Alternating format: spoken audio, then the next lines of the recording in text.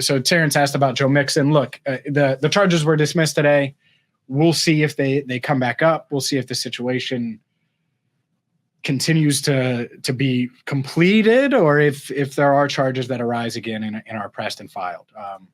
It kind of was weird. The whole thing was weird. I don't want to get into the in particulars. One, I'm not entirely in the loop on all of it. I don't think anybody is, but just given what's happened, it's done now, but it's not complete, and there could be more charges, or that same charge could be filed in the future, filed correctly, for lack of a better term, but it might not be.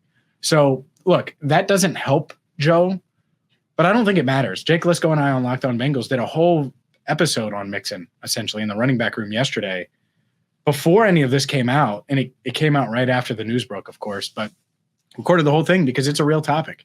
Do you want to move on from Mixon, open up about $7 million in cap space, 7.5? It could get up to 10 if you make him a post June 1 cut. And so there's an argument to be made that, that you move on from that. If it were me, I probably would, not because I don't like Joe or think he's that. Honestly, I think he is a good guy. I don't know what happened, right? But he's always been good to the media ever since he got here. He's been a great citizen that's been great to kids and great to his teammates and everything like that, great to coaches.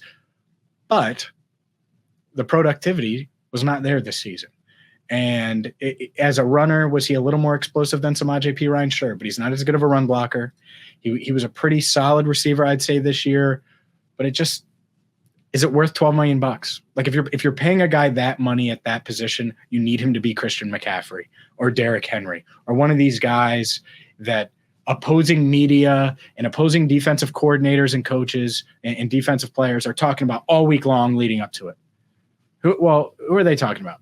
Usually it's Burrow, Chase, Higgins, Boyd even, and rightfully so.